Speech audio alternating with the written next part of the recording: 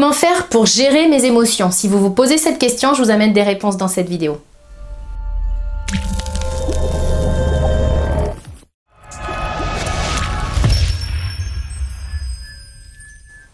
Bonjour, mon nom est Nathalie Martin, je suis coach en éveil de conscience auprès des hommes et des femmes qui veulent une vie remplie de sens et d'abondance à tous les niveaux. Si c'est votre première visite ici sur ma chaîne, soyez les bienvenus. Je vous invite à vous abonner pour avoir en priorité mes prochaines vidéos et également à télécharger mon coffret 3 clés pour redonner du sens à votre vie. Le lien apparaît ici en haut à droite. Comment est-ce qu'on fait pour gérer nos émotions? Anthony Robbins dit que la qualité de notre vie correspond à la qualité de nos émotions et finalement, je suis assez d'accord là-dessus. Parce que imaginez un instant que vous soyez capable de rester serein, joyeux, léger, quelles que soient les circonstances. Finalement, je pense qu'on est d'accord pour dire que ce serait le bonheur, ça. Et puis, ce qui fait qu'effectivement, on ne touche pas du doigt le bonheur H24, c'est qu'il y a des moments où on vit des émotions qui sont extrêmement désagréables. Et effectivement, on pourrait avoir envie de les gérer. C'est d'ailleurs ce qu'on recherche souvent. On se dit, mais comment je fais pour gérer mes émotions? Alors, dans cette vidéo, ce que je veux commencer à vous dire, c'est que moi, je vous invite à ne pas les gérer. Ça peut être un peu surprenant, mais à mon sens, nous sommes trop dans la gestion des émotions. C'est-à-dire qu'avec nos émotions, on est comme les poings serrés. Soit on cherche à les retenir, soit on s'en méfie. Moi, je rencontre beaucoup de personnes qui me disent « Ah mais moi, je veux pas y aller dans mon émotion parce que si j'y vais, je vais plus du tout m'en sortir. » Donc, il y a comme le fait de redouter, d'appréhender, de rentrer dans son émotion parce qu'on a la peur de ne plus jamais en ressortir puis de sombrer finalement. Donc, on est trop dans la gestion. On essaye de les contrôler ou on essaye de les fuir. Moi, je vais vous inviter non pas à vouloir les gérer, mais à vouloir les maîtriser. C'est deux notions complètement différentes. Non pas à les gérer avec les deux poings serrés, mais à les maîtriser, c'est-à-dire à les prendre dans les mains. On peut prendre cette image-là si vous êtes visuel, à vraiment les accueillir et également à les utiliser parce que vos émotions peuvent être un vrai GPS. Notamment, elles peuvent vous indiquer le chemin vers des blocages que vous avez enfouis pour que vous puissiez les prendre en charge. Et puis, elles peuvent vous indiquer, je pense à la joie notamment, elles peuvent vous indiquer le bon chemin pour vous. Donc, c'est vraiment important d'être à l'aise avec nos émotions, de savoir les accueillir, de savoir les vivre, de savoir également les libérer pour ne pas qu'elles s'entassent et puis qu'elles nuisent à notre santé. Donc, finalement, c'est juste que une émotion, c'est un message, puis quand elle débarque, l'idée, c'est de se dire, qu'est-ce que j'en fais? Donc, important, on va surtout parler des émotions qui sont désagréables. Alors, un petit point de vocabulaire, moi je parle jamais d'émotions négatives parce qu'une émotion, elle vient nous emmener un message. Donc, à partir du moment où c'est un message qui est de moi, pour moi, c'est forcément quelque chose de positif parce que c'est quelque chose qui est là pour que je puisse réajuster ma trajectoire. Donc, c'est pas négatif, sauf que certaines d'entre elles, on est bien d'accord là-dessus, elles sont extrêmement douloureuses, pénibles et désagréables à vivre. Donc, ça, c'est le premier point. On va plutôt parler d'émotions qui sont désagréables.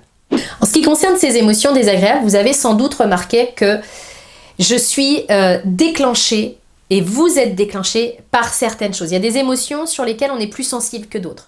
Pour certaines personnes, ça va être la culpabilité. C'est très facile de ressentir la culpabilité. Pour d'autres, ça va être la honte. Pour d'autres, ça va être la colère. C'est comme si finalement on avait une maison émotionnelle dans laquelle c'est facile pour nous d'aller. Donc ça, c'est un point qui est important et puis c'est un point de connaissance de soi. C'est important de savoir quelle est votre maison ou quelles sont vos maisons émotionnelles. Quelles sont les émotions que vous rencontrez souvent dans votre vie, depuis que vous êtes petit d'ailleurs. Et puis bien sûr que notre tête, elle va interpréter ça en disant « c'est lui qui me fait honte, c'est lui qui me met en colère ». C'est pas le cas. C'est un déclencheur, c'est-à-dire que la personne vient appuyer là où ça fait mal. Mais le problème, c'est pas le doigt. Le problème à régler, c'est vraiment la plaie, la blessure que nous portons. Donc, la première chose que je vais vous demander, c'est de vous interroger, de regarder un peu dans le rétroviseur, dans votre passé, mais aussi dans votre quotidien, et de vous dire quelle est cette émotion qui est facile pour mon corps à créer. Parce que ce sont des émotions, ce type d'émotions, c'est vraiment des choses qui vont être faciles pour mon corps, non seulement faciles, mais il y a comme une dépendance. C'est-à-dire que c'est assez bizarre à comprendre, mais mon corps est tellement habitué qu'il est habitué aussi aux hormones que cette émotion va générer en moi, et il y a comme une dépendance, c'est-à-dire que mon corps en demande et il en demande encore. C'est pour ça que c'est facile pour moi d'aller dans cette émotion-là. Et d'ailleurs, bien souvent, c'est cette émotion sur laquelle je m'interroge sur la possibilité de la gérer. Vous allez sans doute vous apercevoir que votre recherche en termes de comment je fais pour gérer mes émotions, eh bien peut-être que c'est une famille particulière d'émotions que vous avez de la difficulté à gérer, simplement parce qu'effectivement, vous êtes facilement déclenchable sur ce point-là. Donc c'est important que vous en soyez conscient, ça c'est vraiment un point primordial parce que c'est un point de connaissance de soi et qu'encore une fois, l'autre n'est qu'un déclencheur. Deuxièmement, je vais vous inviter à créer plutôt que à réagir. La réaction et la création sont des mots formés avec les mêmes lettres, mais ça donne pas du tout le même résultat dans notre vie. Ce qui se passe quand je suis dans ma maison émotionnelle, quand je suis vraiment impactée émotionnellement, c'est que je vais réagir en mode pilote automatique. Donc avec des discours qui sont bien rodés, vous allez remarquer que quand je suis vraiment déclenchée dans une émotion particulière, dans ma maison émotionnelle, eh bien je me tiens toujours le même type de discours. C'est-à-dire que c'est bien rodé tout ça. Ça fait des années que ça tourne en boucle. Ça fait des années que l'extérieur me déclenche facilement sur ce type d'émotion et que quand je suis déclenchée dans ce type d'émotion, il y a ce type de pensée qui se met en marche et qui alimente elle aussi l'émotion. Et puis là, je suis dans le cercle, vraiment le cercle vicieux. Si je ne fais rien, si je ne vis pas ça en conscience, eh bien, je suis toujours dans la réaction. Donc, globalement, je vais être dans la fuite ou dans l'attaque, mais je ne vais pas être dans la création d'un nouveau type de réponse. Et c'est justement ce nouveau type de réponse que je vais aller vous inviter à mettre en place à partir de maintenant. Donc, mettez de la conscience sur les émotions qui sont faciles à déclencher chez vous. Et puis, quand vous sentez que ça y est, votre corps rentre dans cette émotion-là, vous savez que si vous laissez déraper, eh bien, il va vous emmener là où il vous a toujours emmené dans ce type de situation. Donc, dans la réaction, c'est-à-dire refaire toujours la même chose. Et si vous regardez des vidéos sur le fait de comment on fait pour gérer nos émotions, c'est que vous n'avez pas envie de refaire toujours la même chose et que vous avez envie de découvrir une nouvelle manière de vivre vos émotions et une nouvelle manière d'être. Donc, à partir du moment où, quand vous allez vous sentir glisser dans cet ancien schéma, vous allez mettre de la conscience sur ce qui est en train de se passer et vous allez cette fois créer, donc faire quelque chose de nouveau qui peut être, je vous donne une piste, simplement prendre le temps de respirer. Moi j'ai un mode vraiment de survie, c'est que quand je suis déclenchée, parce que bien sûr que ça m'arrive également, quand je suis déclenchée, je parle pas, je décide pas, je n'agis pas. Parce que je sais que tant que je suis dans le déclenchement, c'est la partie ancienne de moi et c'est mes anciens schémas qui sont aux commandes. Et je sais très bien où ils m'emmènent. Donc, vous respirez, vous soufflez, vous accueillez. Plutôt que de fermer la porte à votre émotion, plutôt que de la nier, faites comme si vous la preniez dans vos mains, même si elle est désagréable. Évitez de mentaliser et d'analyser le « et pourquoi je ressens ça », etc. Concentrez-vous sur votre corps. Soyez vraiment attentif à ce qui se passe dans votre corps. Comment, où est-ce qu'elle se situe? Est-ce que vous avez un ressenti dans vos jambes, dans votre ventre, dans la gorge? Vraiment, soyez dans l'accueil. Ça, c'est un point qui est hyper important. Et puis en deux, apprenez une technique. En tout cas, moi, c'est ce que je vous conseille. Une technique pour vous libérer de vos émotions. Une émotion, quand elle n'est pas libérée, elle peut s'entasser. Et on le sait aujourd'hui, les recherches en épigénétique le prouvent, nos émotions ont un impact sur notre ADN. Donc sur notre santé. Donc l'idée, c'est pas de se transformer en espèce de machine à stocker les émotions, de cocotte minute où les émotions s'empilent, puis à un moment donné, ça sort pour une broutille souvent. Donc pas dans le bon contexte, pas sur la bonne personne. Apprenez des techniques pour vous libérer émotionnellement. Une des techniques que moi j'utilise, à l'intérieur de mon programme de coaching notamment, c'est l'EFT. Je vous ferai certainement une vidéo à venir sur l'EFT. Il y a plein de vidéos qui existent à ce sujet, donc en attendant la mienne, vous pouvez en regarder d'autres. C'est vraiment une technique qui est hyper intéressante et qui permet justement de nettoyer et des émotions anciennes et des émotions quand elles débarquent au fur et à mesure où elles arrivent.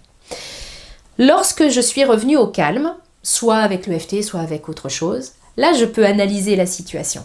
Et simplement, à froid cette fois, me dire, bien, si cette émotion, elle venait pour m'apprendre quelque chose, ce serait quoi? Puis parfois, elle va pouvoir m'apprendre que, en fait, cette relation-là, je ne suis pas alignée avec.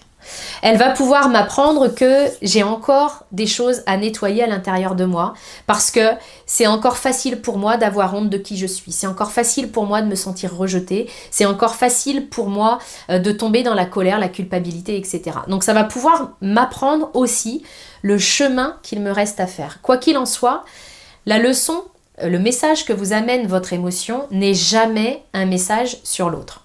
Je sais que notre ego est convaincu à 100% que c'est l'autre qui est responsable de notre émotion et que donc la leçon à tirer de tout ça, c'est que c'est l'autre le problème. La leçon n'est jamais celle-là. La leçon, elle est toujours sur une meilleure connaissance de moi. Elle est toujours là pour m'apprendre quelque chose sur mes besoins, sur mes anciens schémas. Sur ce qui est important pour moi, sur mes valeurs, mais c'est vraiment quelque chose qui est important de comprendre que c'est moi que je dois regarder, c'est pas l'autre.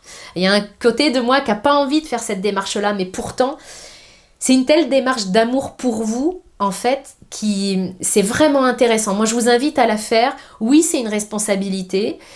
Par moment, moi j'ai pu le vivre, surtout au début, comme étant un poids, parce que j'avais pas compris que la démarche, en fait, je la faisais pour moi et pour les autres, et qu'elle allait m'amener vraiment beaucoup de liberté, puis d'amour au sens large.